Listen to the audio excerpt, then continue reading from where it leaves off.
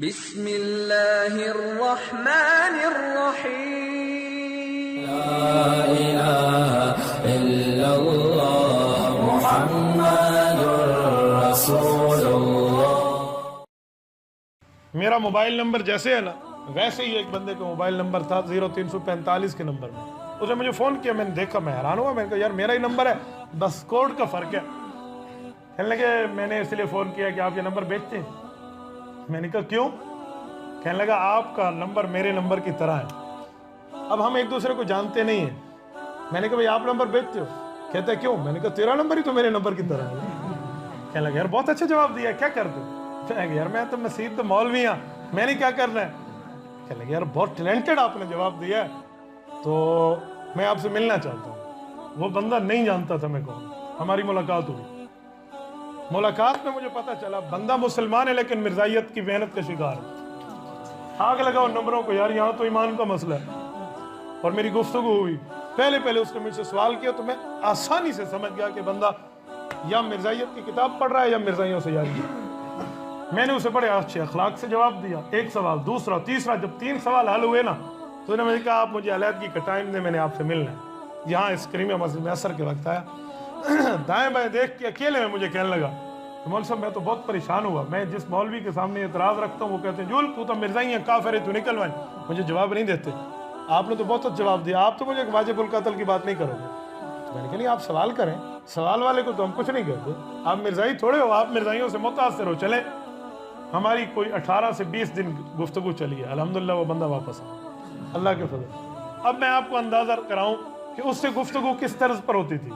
سرمد اس مرزائی بےایمان کا نام ہے، وہ ان کا کوئی لاٹ پادری ہے کینیڈا کا، وہ اسے ویزا دے رہا تھا، اور وہ اس حد تک اپنے مذہب کا عالم تھا۔ یہ گفتگو کرتا نا، میں دیکھو یار قرآن کریم میں وہ کہتا ہے یار پرنٹر آن کر، وہیں سے کلک کرتا، یہاں سے سورۃ نور کی آیت اس کے پاس پرنٹ ہو کر نکلا، دیکھو یہ مرزا صاحب کی آیت کے لیے، مرزا صاحب کی نبوت کے لیے دلیل آیت۔ 18 آیتیں اس بندے نے جمع کر رکھی تھی جو مرزا قادیانی کی نبوت پہ وہ دلیلیں سمجھے ہوئے تھا۔ جب میں اس سے بات کرنے کے لیے آن لائن بیٹھا رہا تو مجھے بار بار کہنے لگا مول صاحب آپ کر تو لیں گے نا بات؟ میں نے کہا یار بے فکر رہو، یہ میں نے اپنے باپ کا دفاع نہیں کرنا، روحانی باپ کا دفاع کرنا۔ حضور پاک علیہ الصلوۃ والسلام سے رشتہ روحانی ہے نا، حضور کی بیوی روحانی ماں ہے تو حضور روحانی والد ہوئے نا، تو رسول اللہ صلی اللہ علیہ وسلم کی ذات اقدس کا دفاع کرنا ہے تو اللہ رب العزت کے محبوب ہیں حضور اللہ پاک نے کبھی ہمیں رسوا نہیں کرنا۔ اور یاد رکھو بعض اوقات اپنے الفاظ کے اوپر اللہ معاملہ بدل دیتے۔ ایک دیہاتی آیا رسول اللہ صلی اللہ علیہ وسلم کی قبر پہ اور اس نے آ کر دعا مانگی، حضور پاک کی قبر پہ اللہ کو مخاطب ہو کر عرض کرتا ہے اے اللہ جب ہماری قوم میں کسی سے خطا ہو جائے تو ہم بڑوں کے پاس آ کر سفارش کرواتے ہیں، آج میں کائنات میں سب سے بڑی ہستی کے سامنے ہوں، اللہ اس کی سفارش مان میرے گناہوں کو بخش دے۔ الفاظ دیکھو، پھر اس نے ایک لفظ بولا، اور نے کہا اللہ اگر تو مجھے معاف نہیں کرے گا تو تیرا محبوب ناراض ہوگا، کیونکہ میں جہنم جاؤں گا نا، اس کا دل دکھے گا، اور تیرا دشمن شیطان خوش ہوگا کہ امتی نبی کا جہنم چلا گیا، اور اگر تو مجھے معاف کرے گا تو تیرا دشمن ناراض ہو جائے گا، تیرا حبیب خوش ہو جائے گا، تیری رحمت میں کمی نہیں آنی۔ لیکن اللہ مجھے یقین ہے تو نے کبھی اپنے دشمن کو خوش نہیں کرنا، اپنے محبوب کا دل نہیں دکھانا۔ کیا لفظ دیکھو، اس لفظوں پہ فیصلہ ہوتا ہے۔ تو میں نے کہا یار مرزائیوں سے بات حضور علیہ السلام کے صدقے کرنی ہے تو اس پہ تو اپنی قبر آخرت کی بات ہے، کوئی ذات کا مسئلہ نہیں ہے، یہ رسول اللہ کی ذات کا مسئلہ ہے، اللہ رب العزت ساتھ دیں گے۔ اور وہی ہوا، جب مرزائیوں سے بات چلی تو پہلی اب اس کی لنگڑی لولی دلیل دیکھے، مرزا قادیانی کی نبوت پہ دلیل دیتے ہو۔ میں نے کہا یار مرزا صاحب کی نبوت کی دلیل، وہاں مرزا صاحب میں نے جان بوجھ کے کہا، میں آ کر نا مرزا بے ایمان ہے تو میری بات نہ سنتا۔ شکار کو پکڑنے کا طریقہ ہوتا ہے نا، یہ تتر کو پکڑنے واسطے تتر دی آواز سنے دے، بٹیرے کو پکڑنے واسطے بٹیرے دے پیچھے نپ گئے، یہی ہوتا ہے نا، سانپ پاری کھا کے مچھلی ہوتے۔ تو میں نے مرزے کو میں صاحب تھوڑا منے نا، میں تے کو ابو جہل تو 100 منے نا۔ تو میں نے کہا مرزا صاحب کی نبوت کی دلیل ہے کوئی؟ میں نے کہا جی ہاں بہت اچھا ہے۔ میں نے کہا جی پڑھیے۔ کہتا ہے عبادت قبول ہوتی ہے؟ میں نے کہا جی ہوتی ہے۔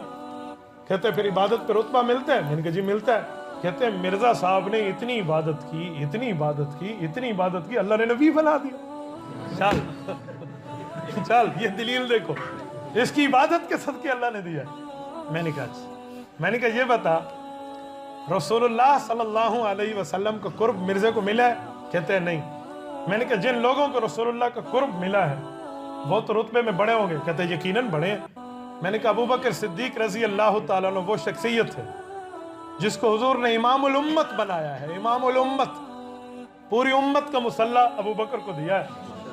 اور یہ یاد رکھیں صدیق خالی امام الصحابہ نہیں ہے، امام الامت ہے۔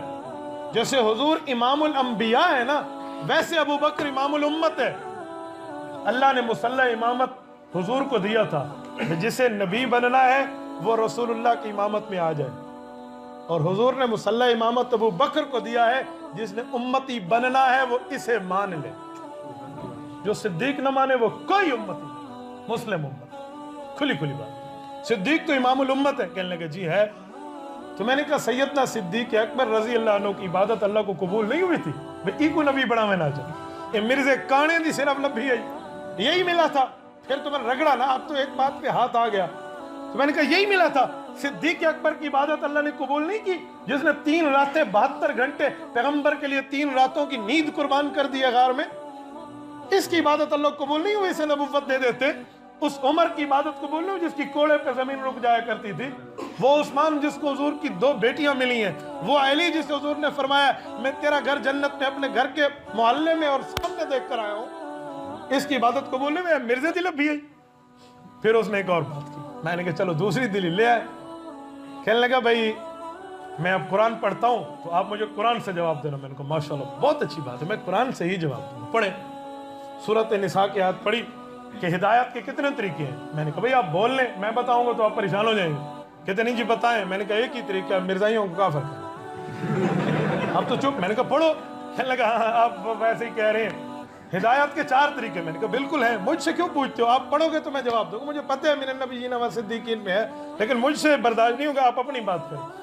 کہنے لگا ہدایت کتنے طریقے؟ میں نے کہا 4، من النبیین نبی کے راستے پہ، والصدیقین صحابہ کے راستے پہ، والشہداء شہداء کے راستے پہ، شہیدوں کے راستے پہ، والصالحین بزرگوں کے راستے پہ، نیک لوگوں کے راستے۔ کہنے لگے جی ہاں یہ 4 ہیں۔ میں نے کہا جی بالکل یہی 4 ہیں، یہ سورۃ نساء آیت نمبر 59 ہے، ہم تو اس کے قائل ہیں 4 طریقے۔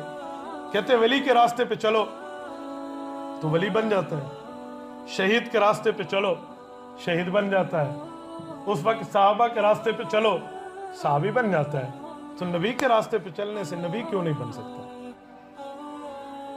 آپ کہتے ہیں نا مرزائی کافر ہے، بے ایمان ہے۔ 2 جواب۔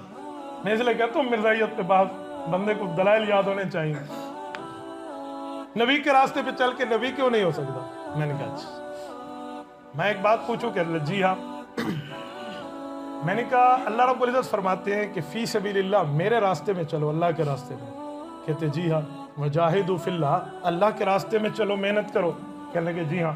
تو میں نے کہا خدا کے راستے پہ چل کے بندہ کیا بنے گا؟ مجھے فرما دینا، خدا کے راستے پہ چل کے، اللہ کے راستے پہ چل کے بندہ کیا بنے گا، یہ آپ فرما دیں۔ اب بولتی بات۔ میں نے کہا اب بتاؤ، اب کوئی کہہ دے میں اللہ کے راستے چل کے اللہ بڑھ گیا۔ اب جب چپ ہوا نا تو میں نے ایک اور ضرب ماری۔ میں نے کہا یاد رکھو، اللہ کے راستے پہ چل کے میں اللہ بنا، تیرے نبی کی نبوت ریجیکٹ کر دی ہے، تو مجھے کہتے بھی یوں نہیں چل سکتا۔ اس طرح کی دلیلوں سے ہمارا وہ علی دوست متاثر ہوا۔ اس نے کہا اچھا۔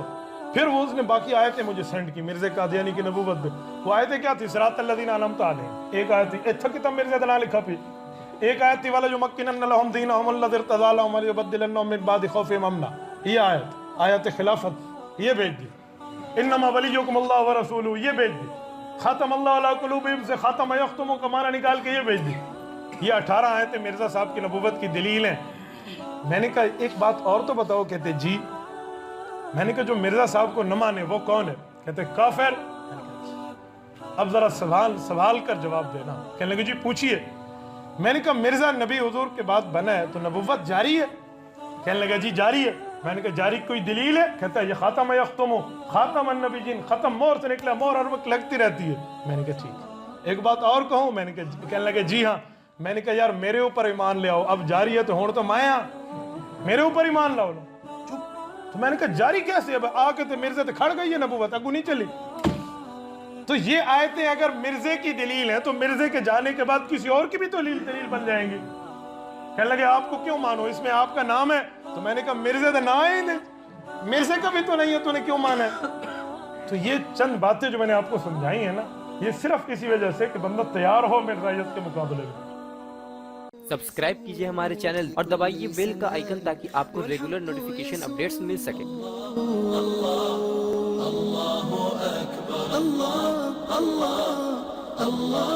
اکبر، لا الہ